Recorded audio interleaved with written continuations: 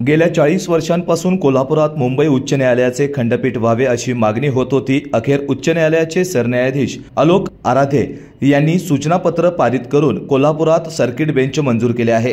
हे circuit bench म्हणजे कोल्हापूरसह सोलापूर, सांगली, सातारा, रत्नागिरी, सिंधुदुर्ग या जिल्ह्यातील वकिलांच्या एकजुटीचा विजय असल्याचे प्रतिपादन राज्य नियोजन मंडळाचे कार्यकारी अध्यक्ष आमदार राजेश क्षीरसागर यांनी केले आहे। कोल्हापुरात सर्किट बेंचला मंजुरी दिल्यानंतर आज शनिवार पेठेतील शिवालय शिवसेना मध्यवर्ती कार्यालयासमोर शिवसेनेच्या वतीने साखर पेढे वाटून आनंदोत्सव साजरा करण्यात आला। यावेळी आमदार राजेश क्षीरसागर बोलत होते। यावेळी शिवसेना उपनेत्या माजी आमदार जयश्री जाधव, कोल्हापूर जिल्हा बार असोसिएशनचे अध्यक्ष ॲडव्होकेट व्ही.आर. पाटील, शिवसेना जिल्हा प्रमुख सुजित चव्हाण, महादेवराव अडगुळे, शिवाजीराव राणे, संपतराव पवार, इंद्रजित चव्हाण यांच्यासह शिवसेना पदाधिकारी आणि वकील मोठ्या संख्येने उपस्थित होते।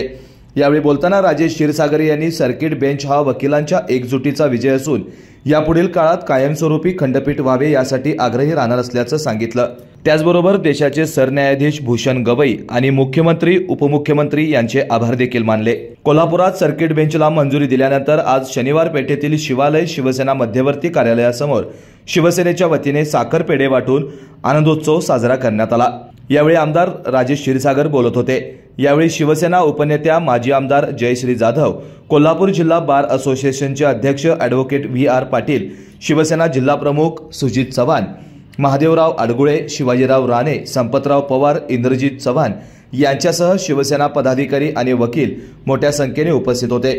यावेळी बोलताना राजेश क्षीरसागर यांनी सर्किट बेंच हा वकिलांच्या एकजुटीचा विजय असून यापुढील काळात कायमस्वरूपी खंडपीठ व्हावे यासाठी आग्रही राहणार असल्याचं सांगितलं।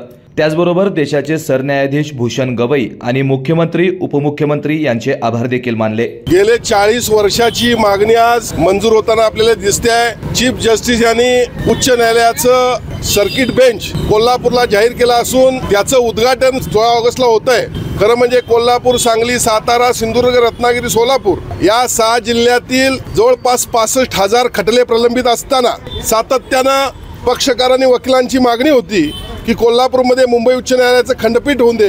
खंडपीठ का झाले नसना, पण या ठिकाणी सर्किट बेंच स्थापन झालं आणि याबद्दल मी सरन्यायाधीशांना खास करून मनपूर्वक धन्यवाद देतो। गेल्या काही दिवसामध्ये भूषणजी गवई यांनी या ठिकाणी हे ज्यावेळी पदावर आले त्यावेळीपासूनच आम्हाला वाटत होतं की लवकरच खंडपीठ या ठिकाणी होणार आहे।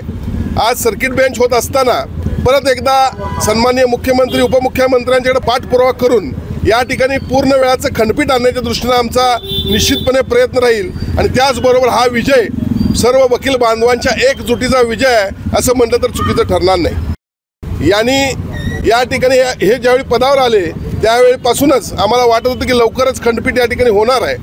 आज सर्किट बेंच होत असताना परत एकदा सन्माननीय मुख्यमंत्री, उपमुख्यमंत्र्यांच्याकडे पाठपुरावा करून या ठिकाणी पूर्ण वेळाचं खंडपीठ आणण्याच्या दृष्टीने आमचा निश्चितपणे प्रयत्न राहील आणि त्याचबरोबर हा विजय सर्व वकील बांधवांच्या एकजुटीचा विजय आहे असं म्हटलं तर चुकीचं ठरणार नाही।